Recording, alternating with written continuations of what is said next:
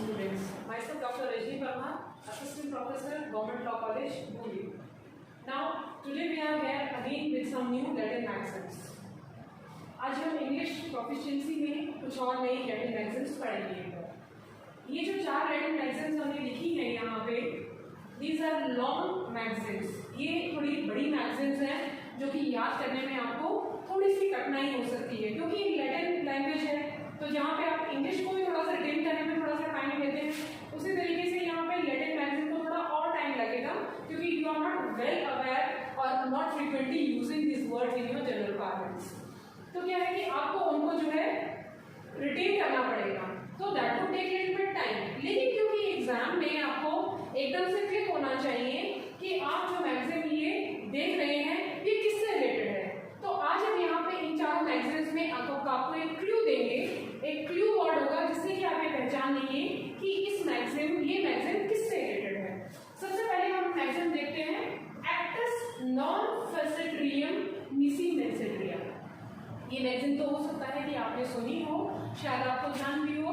ये आईपीसी का आपका पहला प्रिंसिपल जो है दैट टॉक्स अबाउट क्राइम, जो कि क्राइम के बारे में बात करता है। क्राइम किस चीज से बना होता है? Mens rea plus actus Reis.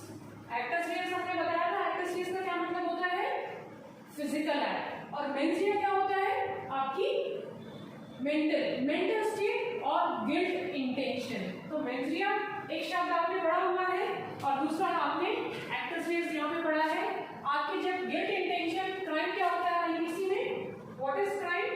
Where the guilt intention is involved as well as physical act is been done, that constitutes a crime. एक क्राइम जो बनता है वो किससे बनता है? आपकी जो मानसिक जो आपकी स्थिति है, मानसिक भाव है आपका कि आपको वो जो है गलत कृत्य कर रहा है, गलत मनसा से कर रहा है, और दूसरा वो कृत्य किया गया है जब भी वो अपराध जो है बनाता है। ठीक है, अब एक्टस नॉन फेसेट्रियम, ये आपको again I am just repeating, actus non facit reum nisi mens sit rea. Mens means mental state. Act जो है फिजिकल एक्ट अपने आप में एक्टस नॉन फेसेट्रियम, जो फिजिकल एक्ट है वो अपने आप में, नॉन मतलब नहीं, अपने आप में कोई भी कृत्य, कोई भी अपराध नहीं बनाता है जब तक कि उसमें मेंसरिया इन्वॉल्व ना हो। इसका अर्थ क्या है? An act itself does not constitute a crime unless done with guilt intention. केवल और केवल अगर एक्टस रियस है, ये पार्ट है आपका, इतना जो पार्ट है आपका, ये मैगजीन का बात कर रहा है आपकी एक्टस रियस के बारे में। यहाँ पे एक्टस रियस देख रहे हैं, acts Reis means physical act, है ना। और मेंसरिया अगर आपकी इंटेंशन अगर इन्वॉल्व नहीं है, निसी मेंसेट्रिया, मेंस मींस आपका गिल्ट इंटेंशन, मेंसरिया, निसी मेंसेट्रिया, मेंसेट्रिया अगर यहाँ पे आपका मेंसरिया इन्वॉल्व नहीं है तो केवल और केवल फिजिकल एक्ट जो है वो आपका क्राइम कॉन्स्टिट्यूट नहीं करता। इसका अर्थ ये है कि चाहे तो आपका मेंसरिया नहीं है, चाहे एक्टस रियस नहीं है, दोनों में से अगर एक चीज नहीं है, केवल मेंसरिया है और एक्टस रियस है, तो भी क्राइम नहीं होगा, और केवल आपका मेंसरिया है और एक्टस रियस नहीं है तो भी क्राइम नहीं होगा। तो दोनों की एग्जिस्टेंस जरूरी है। हालांकि इसमें एक्सेप्शंस हैं, आपने एक्सेप्शंस भी पढ़े होंगे कि कहीं ना कहीं कुछ क्राइम ऐसे भी होते हैं जहाँ पे कि actus reus is not required, just a mens rea. Means कि अगर आप किसी चीज का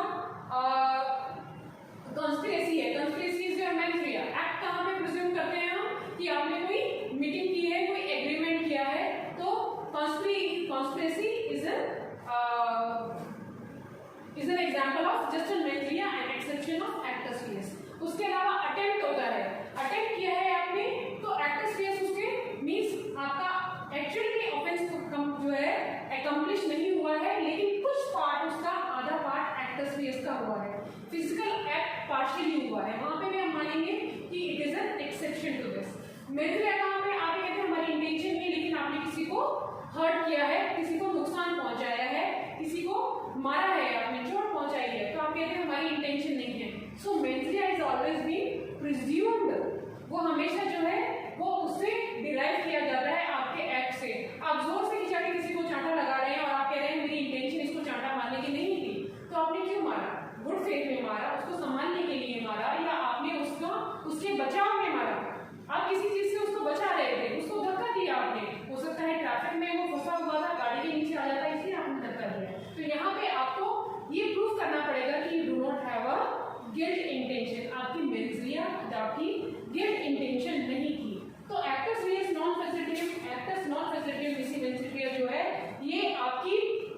बेसिक मैक्सिम है जो कि आपको आईपीसी में पढ़ाई जाती है, जो आपको बताती है कि what is crime. Initially what is crime, अपराध क्या है, और उसके लिए एक मैक्सिम बनी हुई है कि आप केवल और केवल मेंजिया के आधार पर अपराध नहीं प्रूव कर सकते हैं और केवल एक्टस रियस के बेसिस पे क्राइम को कॉन्स्टिट्यूट नहीं कर सकते हैं। उसके लिए दोनों कंपोनेंट्स होने जरूरी हैं, मेंजिया भी होना जरूरी है और आपका एक्टस रियस भी। 90% ऑफेंसेस ऐसे हैं जिसमें कि दोनों को प्रूव करना जरूरी है, तभी वो क्राइम कॉन्स्टिट्यूट होता है।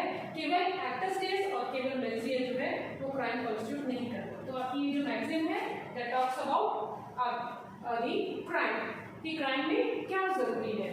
यहाँ पे अब आप एक ड्राइव जो कर लेंगे वर्ड, वैसे तो ये आप बहुत बार पढ़ चुके हैं और हो सकता है आपको रिटेन भी हो ये मैक्सिम, लेकिन मेंस जो वर्ड है मेंजिया इन्वॉल्व हो गया और यहाँ पे एक्टस तो इससे सामने मिलेगा नॉन फेसिड्रियम मिसी मेंसिड्रियम। मेंसिड्रियम आ रहा है, इसका मतलब कि यहाँ पे क्राइम से रिलेटेड कोई बात है और वो गिल्ट इंटेंशन की बात है। तो यहाँ पे आप क्या आ गया, done with the guilt intention, unless it is done with the guilt intention. यहाँ पे गिल्ट इंटेंशन होना जरूरी है। तो यहाँ पे क्या है आपका मेंजिया शब्द, जो एक्टस से रिलेटेड कोई भी अगर आपकी कोई मैक्सिम आ रही है तो उसमें मेंजिया का शब्द जो है वो होना जरूरी है। तो आप समझ जाइए खुद ब खुद कि ये मैक्सिम जो है ये क्राइम को डिफाइन कर रही है, जहाँ पे आप बात बता रहे हैं कि कोई फिजिकल एक्ट अपने आप में अपराध नहीं होता है जब तक कि उसमें आपकी गिल्ट इंटेंशन इन्वॉल्व नहीं हो। ठीक है, तो ये तो आपने बहुत बार आईपीसी में पढ़ा है and you have to retain this thing in IPC also. तो ये आपको आसानी से याद हो जाएगी। नहीं भी याद हो तो आप मेंजिया शब्द को यहाँ से पकड़ लें कि आपको गिल्ट इंटेंशन के बारे में बोलना है कि गिल्ट इंटेंशन होना यहाँ पे आवश्यक है। केवल आपका फिजिकल एक्ट जो है वो जरूरी नहीं है, उसके साथ गिल्ट इंटेंशन भी होना है। ठीक है, अब हम आते हैं सेकंड मैक्सिम में। सेकंड मैक्सिम जो बात करती है that talks about actus means act, dei nemini facit injuriam. Injuriam injury से रिलेटेड है वर्ड, फेसिड मतलब फैक्ट है, एक्टस मतलब एक्ट है, नेमिनी मतलब नॉट, नेमिनी होता है प्रीजुडिशियल मतलब कि उनके साथ कोई भी अन्याय नहीं करते हैं, अन्याय, दैट इज नेमिनी। डाई जो वर्ड है, अब हम यहाँ पे इस मैक्सिम में हम डाई वर्ड को जो है अपना कीवर्ड बनाएंगे। Die word is related to divine.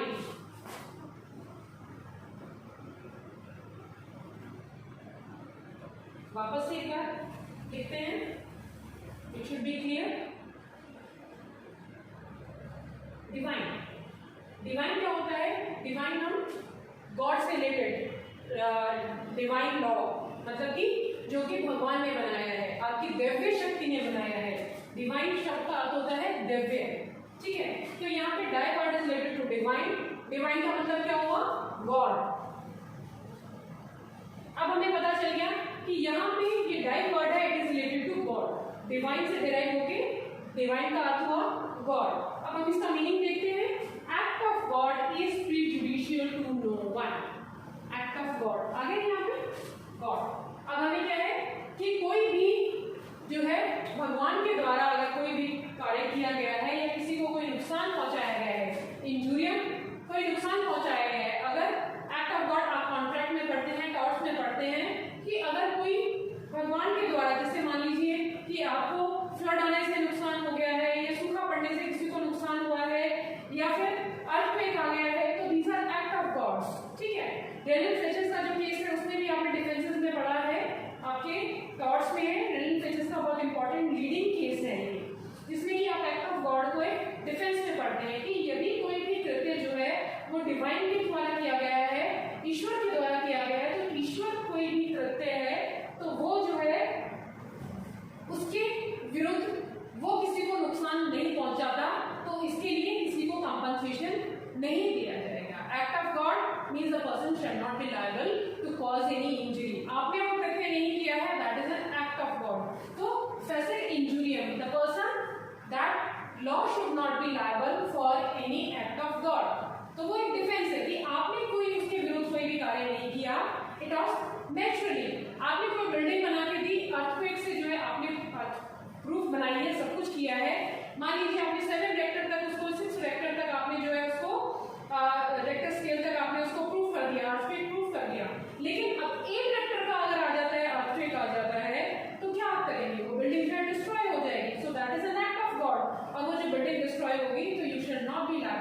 Paying compensation और destroying anything due to the act of God. तो यहाँ पे आपने क्या शब्द इसमें जो है कीवर्ड क्या पकड़ा है यहाँ पे इस मैगजीन में, एक्टस डाई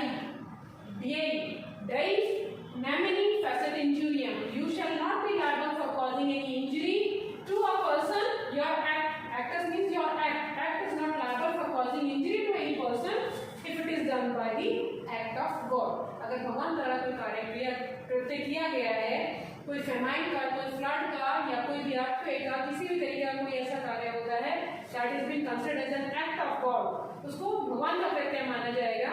तो वो कोई भी ऐसी स्थिति में कोई भी इंजरी पे करने के लिए, कोई भी किसी को नुकसान के लिए लायबल नहीं होगा। ठीक है, तो हम नेक्स्ट मैगजीन में चलते हैं। ठीक है, तो आगे देखिए कंफ्यूजन कहाँ पे क्रिएट होता है। एक तो मैगजीन लंबी है, दूसरा क्या है, all are starting with the word actus. This is actus, this is actus, now again this is actus. Third पे हमारे हैं actus legis nemini est damnosa. Actus physical actus समझ लिया आपने, दिस इज फिजिकल एक्ट, क्योंकि लेकिन सब में एक्टस आ रहा है तो क्या समझेंगे। अब लेजिस वर्ड आप यहाँ पे इंपॉर्टेंट जो है, दिस इज लेजिस का मतलब क्या होता है, law. Legis means related to law. अब हम आगे बढ़ते हैं, एक्ट ऑफ लॉ, इतना तो समझ लिया हमने, this is act of law. Nemini मतलब नहीं, एस्ट डेमोनल प्रीजुडिशियल, नेमिनी का मतलब होता है प्रीजुडिशियल, मींस कि वो किसी के साथ अन्याय जो है नहीं करता है। Est damnosa, damnosa means we are talking about an human being. So a person, अब इसका मीनिंग देखिए, act of law shall prejudice no man. Act of law आ गया, एक्टस लेजिस का कंप्लीट हो गया, एक्ट ऑफ लॉ। यहाँ पे आप समझिए कि ये भी कोई भी अगर करते हैं, अगर आपने कोई भी काम किया है तो लॉ की परव्यू में रहते हुए किया है, लॉ की गाइडेंस में किया है, दैट प्रेजुडिस नो मैन। कोई भी कार्य अगर आप कर रहे हैं, जैसे कि एक पुलिस ऑफिसर है, वो किसी से कोई पूछताछ करता है या गुस्से में आपने उसको जो है आपने उससे पूछताछ की है या आपने थोड़ी सी जबरदस्ती की है या उसको पकड़ने के लिए आपको उसको धक्का देना पड़ा है या उसको कोई भी हानि पहुंचानी पड़ी है, but the person is performing his legal duty. ठीक है, तो वो जो है या आप उसको कन्फाइन करते हैं, आप उसको जो है डिटेंशन में रखते हैं, तो police detention is not a confinement, वो रॉन्गफुल कन्फाइनमेंट नहीं है, क्योंकि आप जो काम कर रहे हैं that is directed by you as per law. Law ने आपको कहा है कि आप उसको कन्फाइन कीजिए, उसको डिटेन कीजिए और आप इन्वेस्टिगेट कीजिए, उसको अरेस्ट कीजिए, रिस्ट्रेन कीजिए। तो क्या है, this is an act of law. आप कोई भी कार्य कर रहे हैं, यदि वो विधि अनुसार है तो कोई भी व्यक्ति, विधि के अनुसार कोई भी व्यक्ति जो है उस चीज के लिए लायबल नहीं होगा। So that shall prejudice no man, कोई भी व्यक्ति उसके लिए लायबल नहीं है यदि वो अपनी ड्यूटी परफॉर्म कर रहा है या वो कोई भी कार्य कर रहा है जो कि विधि के अनुसार सही है, विधि ने जो कहा है उसके अनुसार। अब पुलिस ऑफिसर भी एक जनरल लेमैन भी है, आप किसी की मदद कर रहे हैं या किसी को कोई कार्य करने से रोक रहे हैं, कि आप देख लीजिए कि कोविड-19 में स्पिटिंग है या कोई और ऐसा काम है जिससे कि इन्फेक्शन फैलता है, अगर आप उसको रोकते हैं तो that would not be considered as an your fault, कि आप किसी को कोई काम करने से रोक रहे हैं, उसकी आजादी छीन रहे हैं, उसका फ्रीडम छीन रहे हैं। Means whatever you are doing that is you are doing in the purview of law, that is an act of law, you are directed by the law, so no man shall be prejudiced for that act. Next magazine पे आते हैं, next magazine again starting from actus reus, curi nemini grevivit, curi nemini। अब actus तो आप समझ गए, this is physical act। अब यहाँ पे हम जो है आपका कीवर्ड क्या लेंगे, क्यूरे।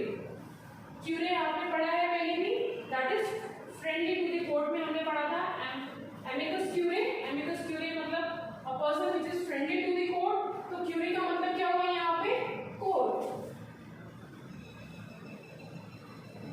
कोर्ट क्या है, न्यायालय। Neminem gravabit, again the person any act of court shall prejudice no one.